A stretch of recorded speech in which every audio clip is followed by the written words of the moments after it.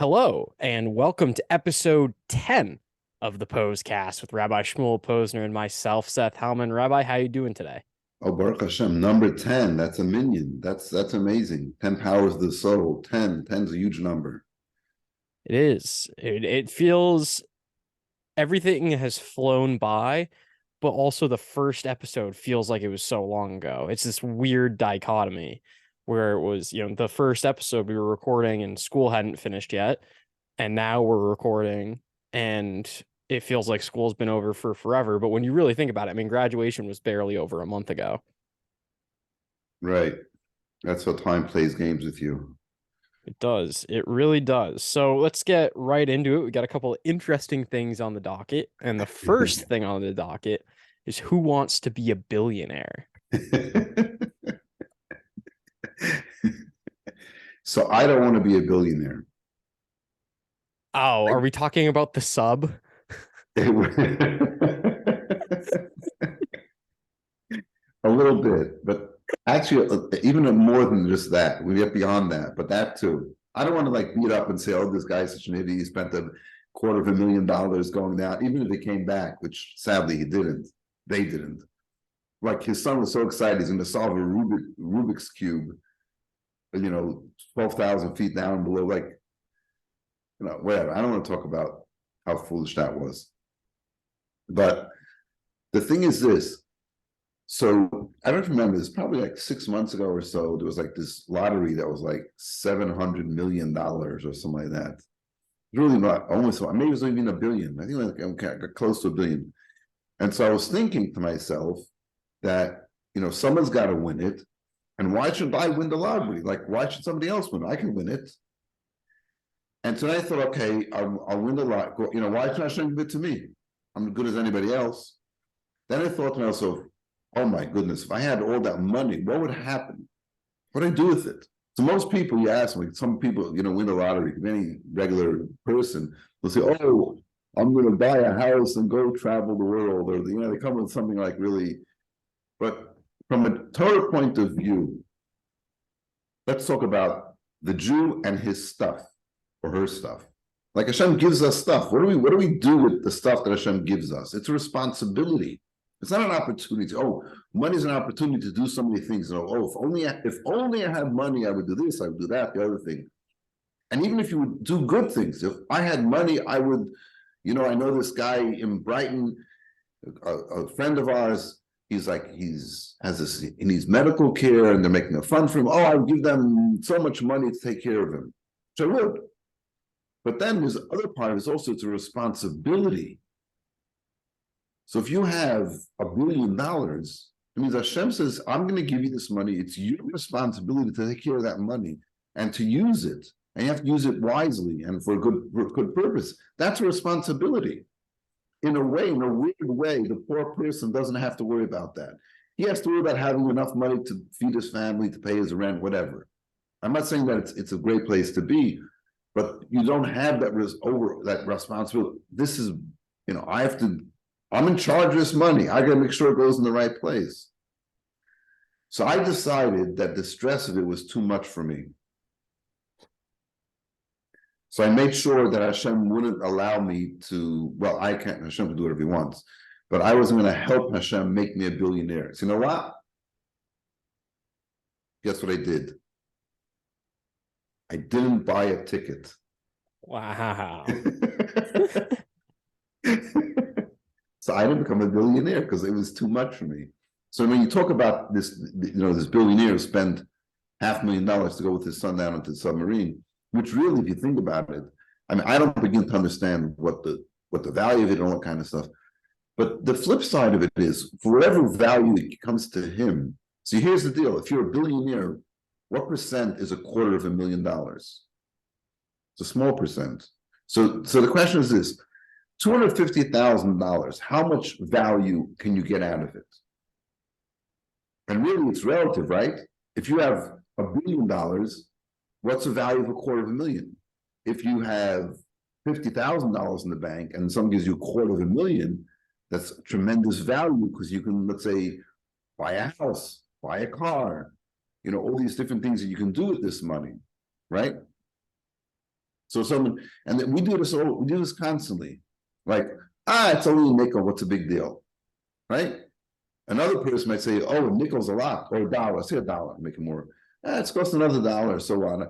I go to the store, if I go to this store, I can get there, I can walk there in 10 minutes, it'll cost me $5. I walk another 2 blocks, another $1. It's not worth it, right? It's only $1. What's $1?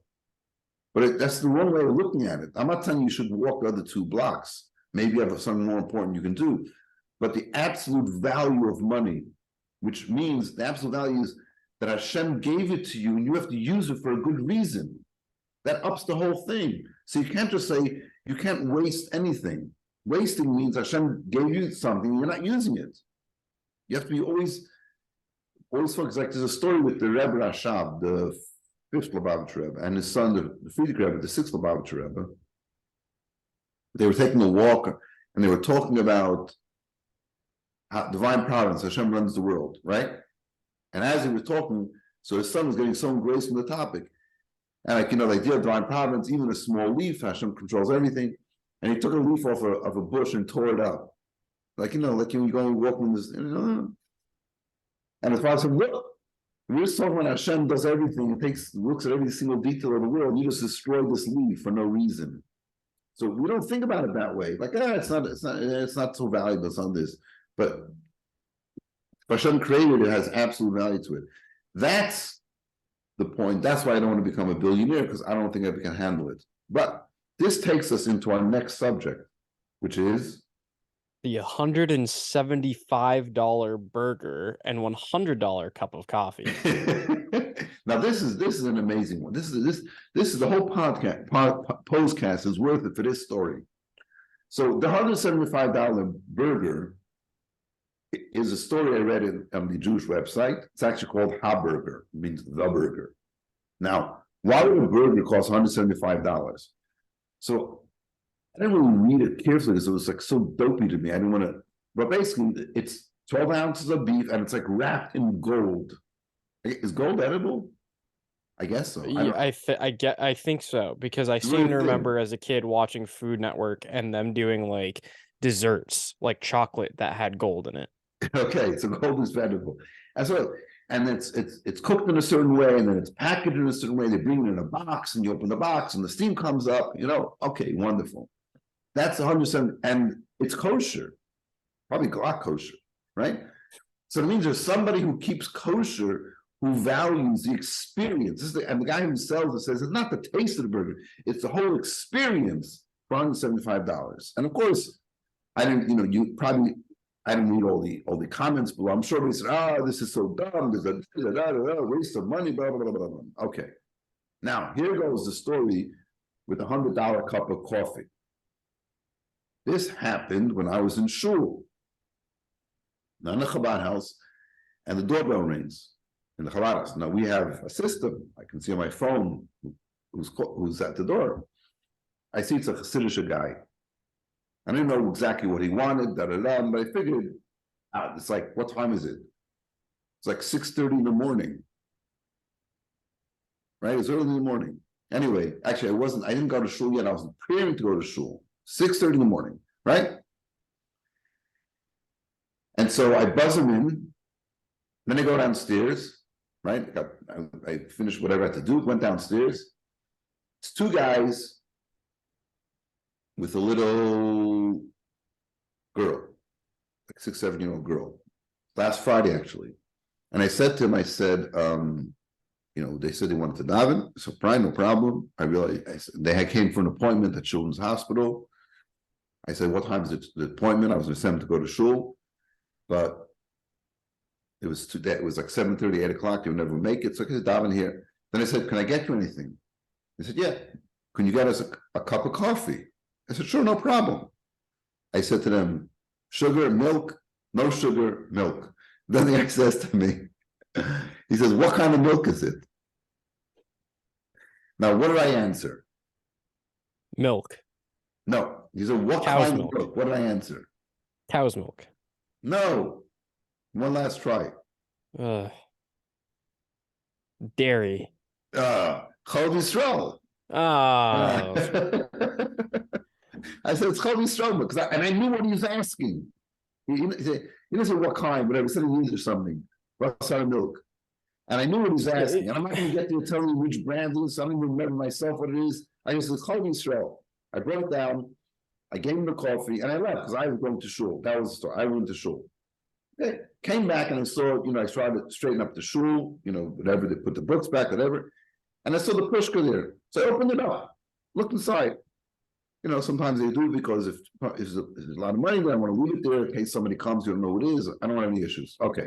Open it up, stick my hand in and pull out $100 bill. I said, oh, then stuck it in, another $100 bill. So these guys left $200 for 2 cups of coffee. That's the $100 cup of coffee. Now, think about this. The $175 burger, you're paying for the burger, you're eating the burger. These guys got 1 cup of coffee, and it wasn't made some fancy machine. We don't do that. The stuff out of the jar, it's good stuff. Honey says she likes it. It must be good coffee. With milk, what it costs? 50 cents. And that's it. Then I would bring them something to eat. They don't want anything. All you want is a cup of coffee, right? Now, think how amazing that is, that they came into the Chabad house. They were happy. They just came off the road. They'd driven from Muncie. They had a place to daven. They had a cup of coffee, and they showed their appreciation, and they knew that what the Chabad house does. And they left, that's how you use money. $175 for a burger? No. $100 for a cup of coffee? That's like, wow, amazing. And that's how we have to think about our stuff. It's summertime now. Everybody's traveling and doing their thing, right? Look, when you go somewhere, what are you doing there? I spoke to a guy, he's in Capri. It's an island in Italy, or somewhere, I don't know, whatever, it's Italy. I said, oh, yeah, there's a kosher hotel there. Amazing. I said, oh, of course. The Jews have to get to every place of the world for Mashiach to come, right? Wherever we go, we do mitzvahs, we make brachas. So, of course, I said, that we dive there, you elevate everything. We got to use our stuff to make it holy. Anyway, that's the story of the $175 burger versus the $100 cup of coffee. I'm almost offended by their question.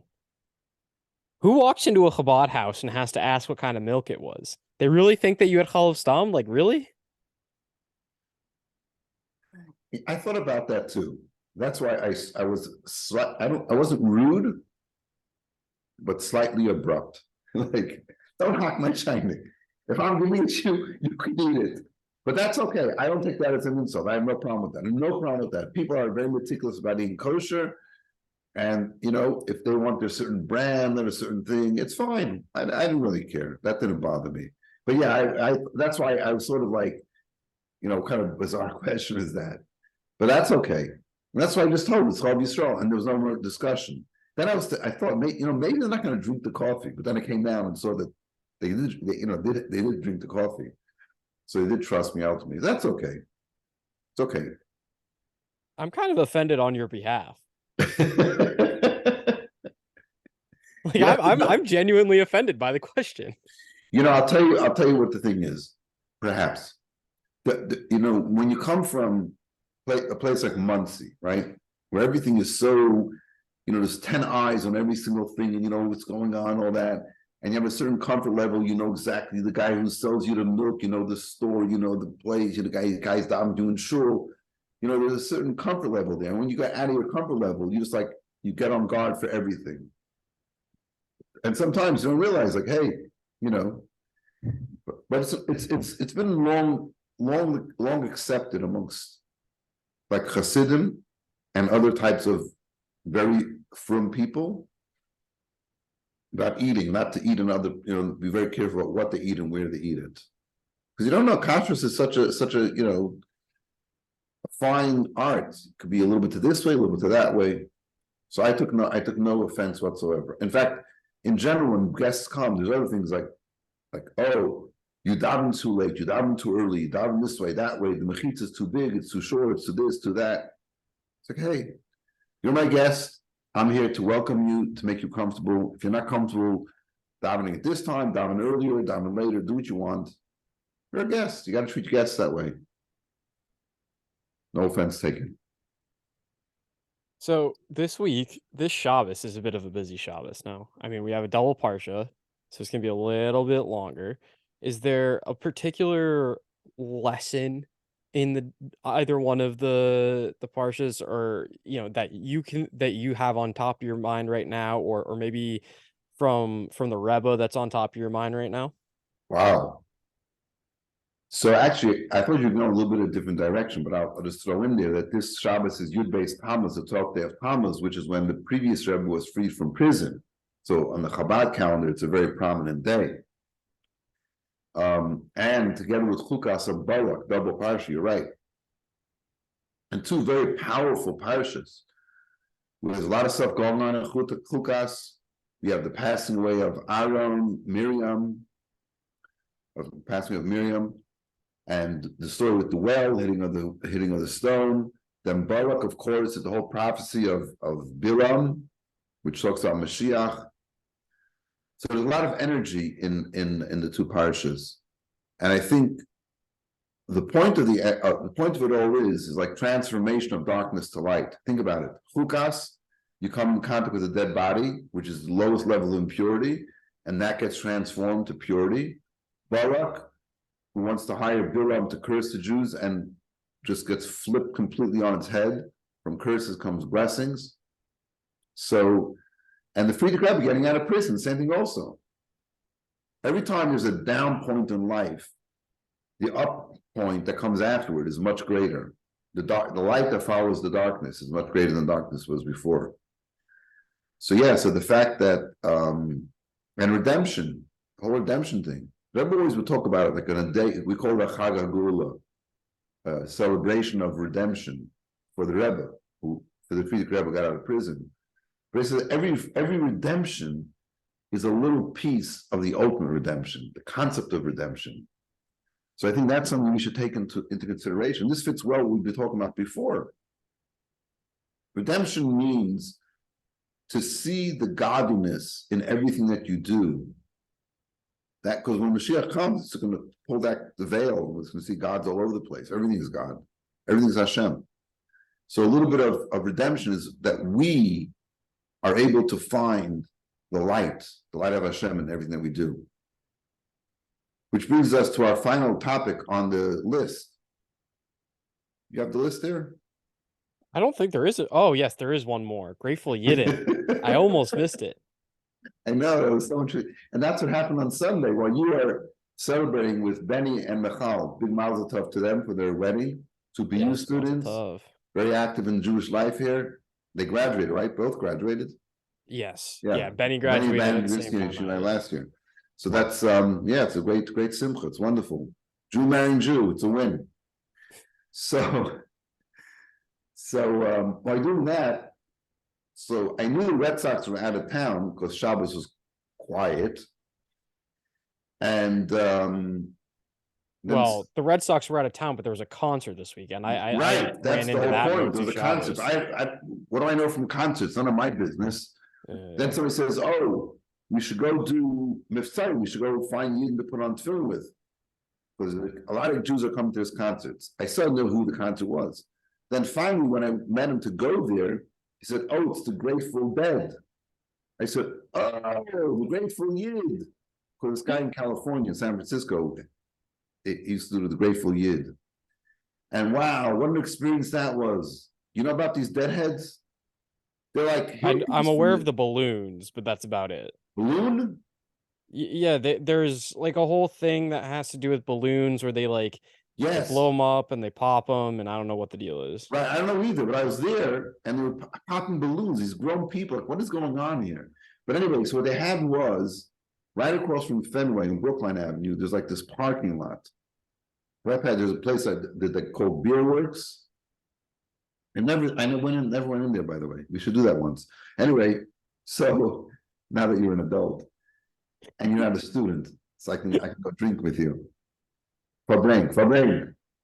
So right past it, it's like a parking lot, and there's like these tents all over. And I go in there and like they're selling stuff. So we go around and ask people to put on tefillin. And it was incredible because literally some of them are like 50, 60 years old, and they're still hippies. Like they have the hair and the mist and that. And it seemed, I don't know much about this stuff, but the guy I was with says there's a lot of marijuana there. And trust Oh, me. yes. And these marijuana and beer. And most of the people had like this kind of glaze over their eyes. Like this kind of happiness that's not really connected to reality type thing. Anyway, so we found a couple of people that seemed mostly grounded. Actually, one fellow was very interesting. He was an older guy, and I asked him. He was like an artist. He was selling his artwork or something. I ascertained that he was Jewish, and he told me he never put on tefillin. I put on tefillin with him, and then I was thinking, I said, here's a typical question you ask guys: where do you live, right? If you ask them where you live, they tell you where they live, right? You know what his answer was? The planet Earth. Oh boy. So basically, I said, where are you going next? He said, Indiana.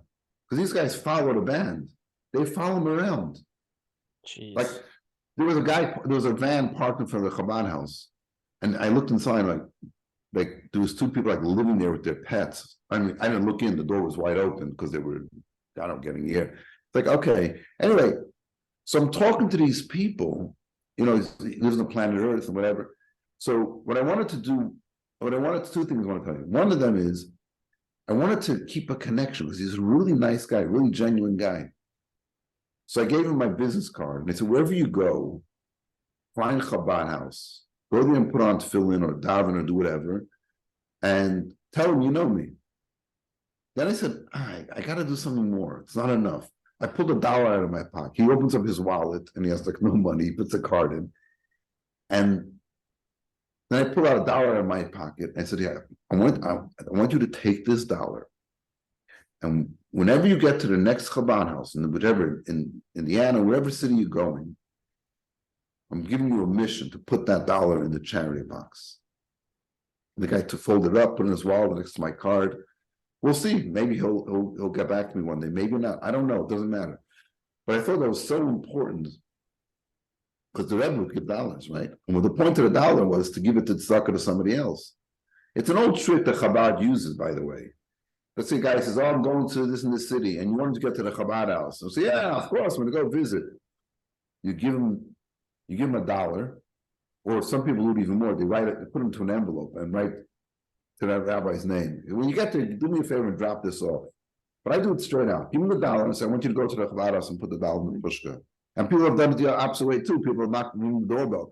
Or what are you doing here? I'm on a mission from who knows where, put the $1 in the Pos-cast, and then so the mitzvah is done, the connection is made.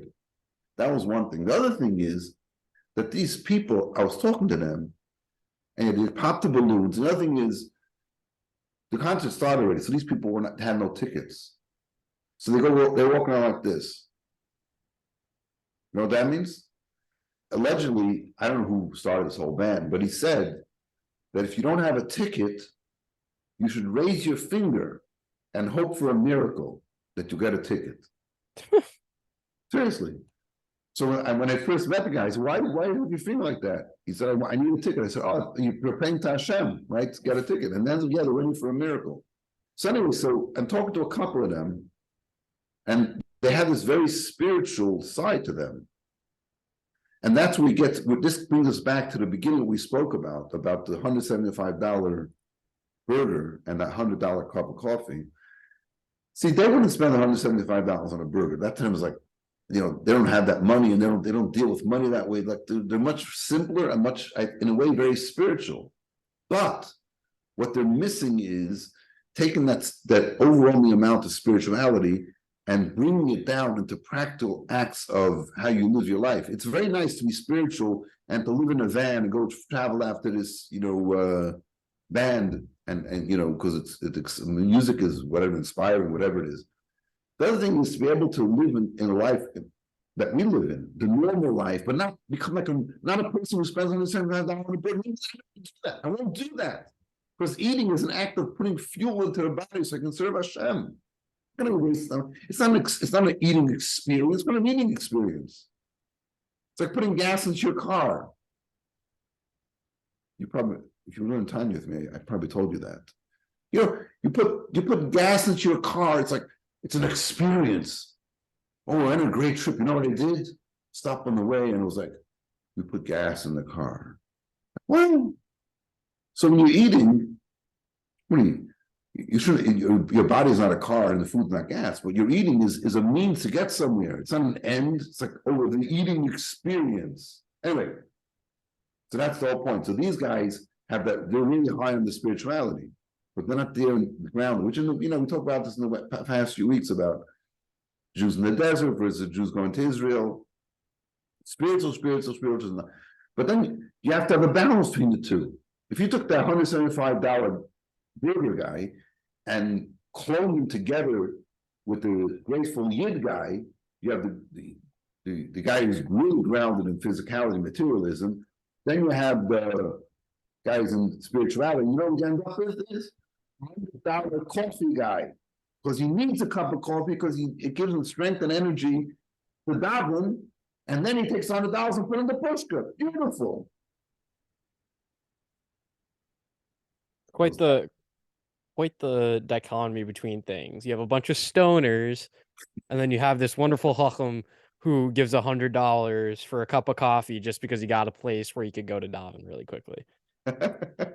All over the place and all in a week at the Chabad house of Greater Boston. What a week it was. Baruch Hashem. I think that's all the time that we have for today's episode of the Pos-cast. If you want to hear more journeys from Rabbi Posner, make sure to tune in. Make sure to subscribe. We'll be back next week, same time, same place. Mir Hashem.